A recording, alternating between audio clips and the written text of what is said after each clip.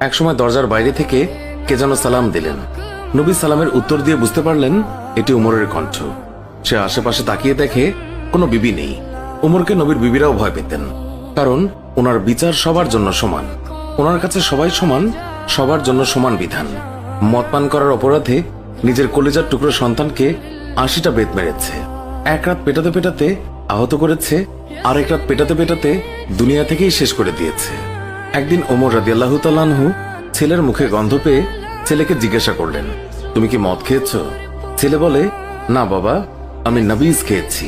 নবীজ হচ্ছে ১ কেজি দুধের মাঝে ১০-১২টা খুরমা সারা রাত ভিজিয়ে রাখলে খুরমার রস দুধে মিশে গিয়ে দুধের রং লাল হয়ে যায়, খেতে অনেক মজা, সেটাকে বলে নবীজ। কিন্তু এক রাতের বেশি ভিজিয়ে রাখলে সেটা নেশা দ্রব্যে পরিণত হয়। উমর রাদিয়াল্লাহু তাআলা আনহুর ছেলে ৪ রাত ভিজিয়ে রেখে তারই স্বাদ নেয়ার জন্য খেয়েছিল। ছেলের মুখে গন্ধ পেয়ে তাকে মসজিদে নিয়ে যায়। তখন জোহরের নামাজ হয়। উমর তার ছেলেকে মসজিদে নবীর পিলারে বাঁধে। ইমাম সাহেব নামাজের সালাম ফেরানোর পর উমর রাদিয়াল্লাহু তাআলা আনহু বলেন, নামাজের পর সবাই থাকবেন, গুরুদণ্ড আছে। নামাজের পর হাজার হাজার মানুষ অবাক হয়ে দেখলেন হযরত উমরের ছেলে পিলারে বাঁধা। অনেকেই ভাবল হয়তো একটু রাগ ধমক দেখিয়ে তিনি ছেড়ে দেবেন। অনেকেই বললেন ৪০টা বেত প্রহার করবেন। এক একজনের এক এক মন্তব্য।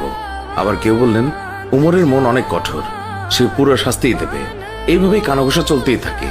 এরই মাঝে উমর চেয়ারে বসে জল্লাদকে ডাকলেন, বললেন, শক্ত দেখে একটি চাবুক এনে চাবুক শুরু করো। জল্লাদ বিসমিল্লাহ বলে চাবুক মারা শুরু করলো। ৩টা চাবুক মারার পর উমর জল্লাদকে এক থাপ্পড় দিয়ে ফেলে দিলেন। উমর রাদিয়াল্লাহু তাআলা আনহুর কাছে জল্লাদের চাবুক মারা পছন্দ হচ্ছিল না, তাই তিনি নিজেই চাবুক মারা শুরু করলেন। এক একটা চাবুক পরে আর মসজিদের বারান্দা ফোঁটা ফোঁটা রক্তের দাগে ভরে যায়। মদিনায় উমরের চাইতে শক্তিশালী আর কেউই ছিল না। ছেলে চিৎকার দিয়ে বলে, আবার মদ খাবো না, আমাকে মাফ করে দাও। কিন্তু উমরের কঠোর মনে কোনো দয়া হলো না। এবার আবু সাহামার মা উমরের পা ধরে বললেন, আমার ছেলেকে আর মারবেন না।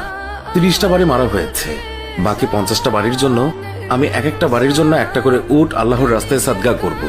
কিন্তু উমরের মনে দয়ামায়া হয় না। ৪০টা বাড়ির পর ছেলে জ্ঞান হারালো। 50টা মারার পর আবু সাহামা দুনিয়াতে আর নেই। সবাই তখন নিস্তব্ধ হয়ে গেল। উমর রাদিয়াল্লাহু তাআলা আনহু রাগে গড়গড় করতে করতে বললেন, গোসল দে, জানাজা দে, কবর দে।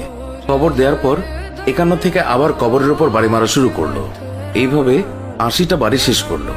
শেষ করে আল্লাহকে বললেন, হে আল্লাহ, আমার ছেলে হওয়ার কারণে আমি বিচারে কোনো ছাড় দেইনি, একটা চাবুকের বাড়িও কম দেইনি। কিয়ামতের দিন তুমি আমাকে জালিমদের কাতারে দাঁড় করাতে পারবে না। আমিন।